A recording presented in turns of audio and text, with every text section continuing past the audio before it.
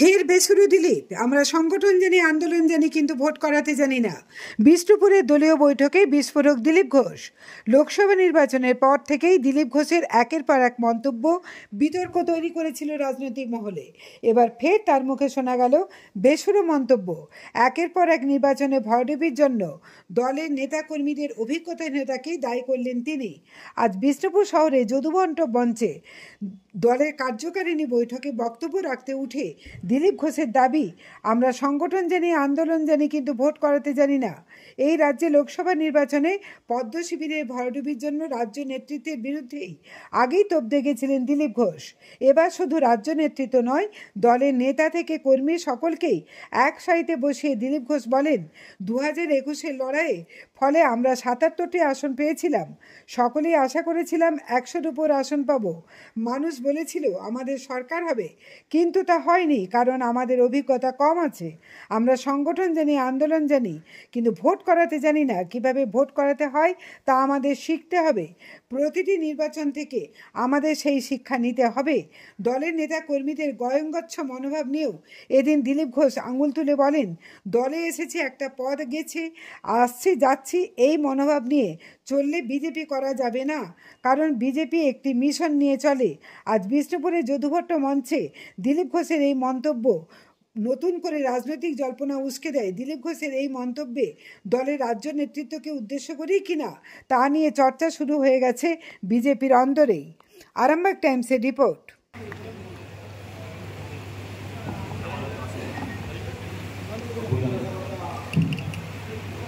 দেখে নেব মাসদিয়া অঞ্চলের প্রধান মাননীয় পূর্ণিমা বাগানকে। আমরা মঞ্চে দেখে নেব মানিকবাজার অঞ্চলের প্রধান মাননীয় প্রদীপ মালকে। আমরা মঞ্চে দেখে নেব বৃন্দাবনপুর অঞ্চলের প্রধান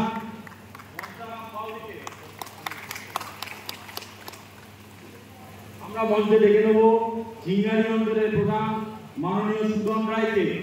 আমরা মঞ্চে দেখে নেব ওদা অঞ্চলের প্রধান কে।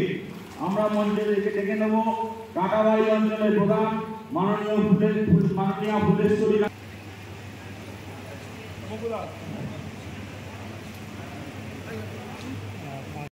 গতবারে আমাদের লড়াইয়ের ফলেতে 77 আমরা পৌঁছেছিলাম। আশা করেছিলাম 100 বেশি সিট পাবো, সরকার হয়ে যাবে। সাধারণ মানুষ বলছিল, পুলিশ কর্মচারী ধরে নিয়েছিল আমরা জিতবো, কিন্তু হয়নি। তার মানে কোথাও আমাদের ফাঁক আছে, আমাদের অভিজ্ঞতা কম আছে। আমরা সংগঠন জানি, আন্দোলন জানি, কিন্তু ভোট করাতে জানি না।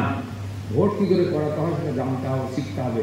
প্রত্যেক নির্বাচন থেকে অভিজ্ঞতা সঞ্চয় করে আগামী নির্বাচনে যাতে ভালো করা যায় তার চেষ্টা করতে।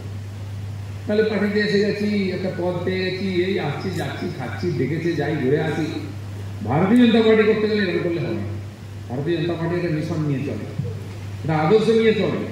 তার প্রত্যেকটি কর্মী, যে প্রধানমন্ত্রী থেকে নিচের স্তর পর্যন্ত, বুথ পর্যন্ত, সবাই ওই আদর্শের জন্য কাজ করছে, মিশনের জন্য, এই সমাজের পরিবর্তনের জন্য।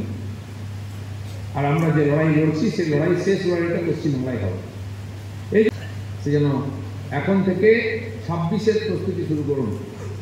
আপনারা 5 জন এমএলএ দিয়েছেন, 2 এমপি জিতিয়েছেন, তো আপনাদের কাছ থেকে আশা করবো যে আপনারা এখানকার সবকটা এমএলএ জেতাবেন। 7 জনকে 7 জন এমএলএ যেতে যাবে, সম্ভাবনা আছে। যেই গাছেতে ফল হয় লোকে ওই গাছকে ঢিল মারে, আম গাছে ঢিল মারে, কুল গাছে ঢিল মারে, বাঁশ গাছে ঢিল মারে। তো যে গাছে ফল হয়েছে ওই গাছের দিকে তাকিয়ে আছে লোকে, যে গাছেই ফলবে।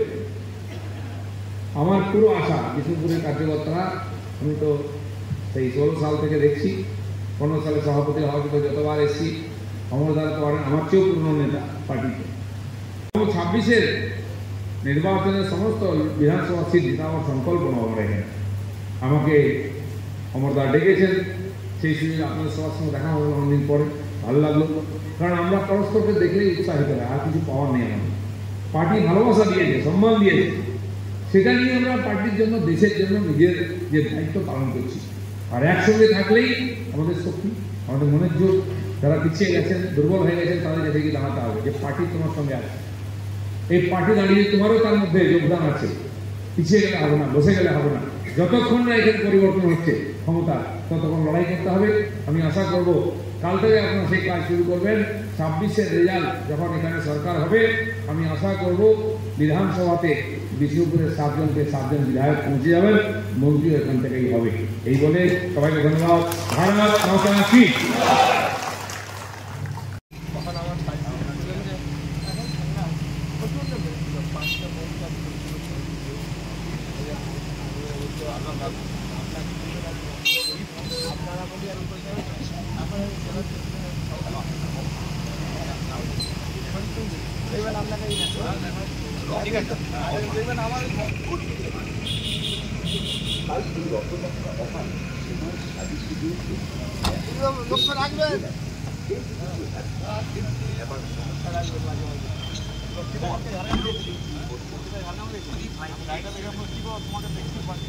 পশ্চিমবঙ্গের অন্যতম নির্ভরযোগ্য engineering college Mallabhum institute of টেকনোলজিতে স্বাগতম। প্রতিষ্ঠিত 2002 সালে, যেখানে উদ্ভাবন মিলিত হয় উৎকর্ষের সাথে। আমাদের আধুনিক শ্রেণীকক্ষ এবং ল্যাব শিক্ষা সেরা পরিবেশ দিই। আমরা 5টি কোর্স অফার করি: computer science, mechanical, civil, electrical এবং ইলেকট্রনিক্স অ্যান্ড কমিউনিকেশন ইঞ্জিনিয়ারিং।